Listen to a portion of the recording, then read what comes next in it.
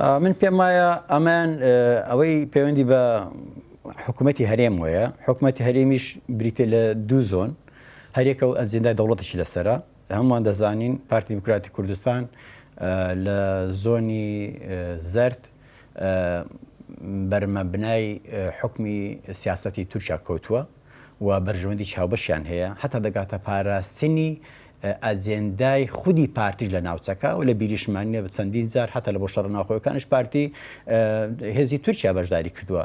چۆن نەتوانێت هێزێکەوە مانەوەی محکوم بێ بە سیاسەتی ئیقلیمی دەوڵەتێک بتوانێت بەیانی دژایەتی هەڵبژێرسێنێ و دژایەتی ڕابگەنی بۆی ئەمان بەشێکە و زۆنی سەوزیش هەروەها.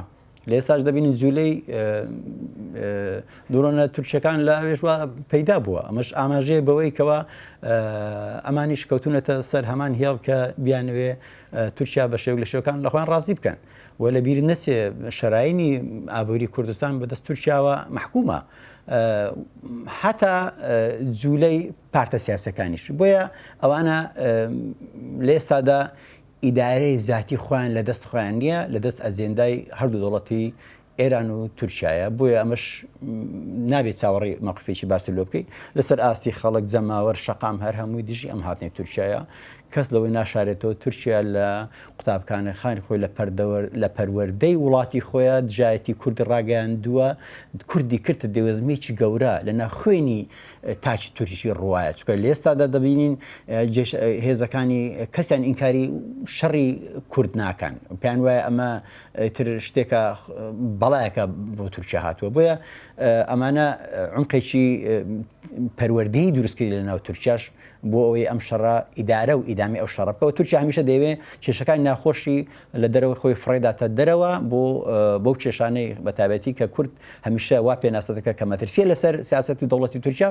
لە ئێستادا زەمانەتی پاراستنی خودی خۆیان محکومە بەمانەوە و بە ئیدارەدانی هێزی تورکیا هەتا بە هاتنەوەش بی. چونکە با پێت بڵم ئەویشیان پاساوێکە بە وجودی پەکەکە هەمان قەوانی تورکیا لێ دەدەنەوە کە ئەگەر پەکەکە نەبێت تورکیاش نایە، واتە بە شەرعیەتکردنی بە یاساکردنی هاتنی تورکیا دەبەستنەوە بە بوونی پەکەکە. لە کاتێکە هەمومان دەزانین پاراستنی سنووری تورکیا لە سنووری جوگرافیای خۆی کە ئەرگەرچی بەشەکەی تریش هەر کوردستانە لەوێ دەیتوانی بە دەیان وەسائلی سەربازی سەردەم کە تورکیا ئێستا چەکانی بۆ دەرەوەی وڵاتی خۆی دەنێرێ. چزە ئەوەی نەتوانانی سنوورەکەی بپارێزێ، بەڵام بۆ دەبێت وڵاتێک بچیتەنە عمقی وڵاتێکی تر بە پاساوی ئەوەی گوایە لە مەسەلەن لە نارەکان و لەو ئیرهابێک کە بەنای خۆی ناوە لە پەکەکە دەدا.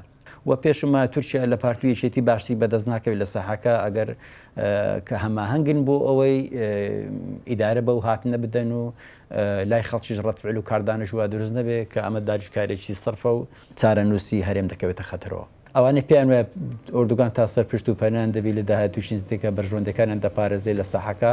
ئەمە خەیاڵپڵاویە، ڕەنگە کۆتایی بەو فیرعەونەی ئۆردوگانیش بێت و ئیتر دۆخەکە بەلاشتردا دەکەوێت. ئێمە کە هەمین نابی بێ ئومێد بین لەوەی کە ئەم دۆخە بۆ شوێ بەردەوام دەبێت، بەڵام ئەوانە عواقبی خراپی دەبێت لێکەوتە و کاردانەوەی لەسەر ئاسی جەماوەری ناوە هەرێمیش تا ئاستێک هەیە. چکە لە ئێستادا بەپێی لێدوانەکانی سلێمان سۆیلوی وەزیری ناخۆ دەڵێ ئێمە ڕەنگە دهۆچیش بکەینە قاعیدەیەکی گەورە و ئەگەر یەک نایریتیابی ڕەنگە هەر ئیعلانی بەڕێوەبردنی بکەن وەک چۆن لە عەفرین کردن لەوێ نرێژ بیکەن. بۆیە پێم وایە ئێستا نەرمی پارتی لەو ئاستەیە بۆ ئەوەی هیچ قسەیەکی لەوە نەکا نەوەک چکە دەبتە ئەمری واقع دەبتە دیفاکتۆ کە تو خاکت داگیرکە دەسەڵاتی بەڕێوەبردنیش نەتوانی هەر دەوڵەت هەر ئەو هێزە بەڕێوە بە کەلەوەی حزوری هەیە یان دەبێت بە گوێی ئەو بیکەیت و لە ژێو عەمدی ئەو بیت یانەوە تا خۆی دەسەڵاتەکە وەردەگرێت بەڕێوەی دەبە.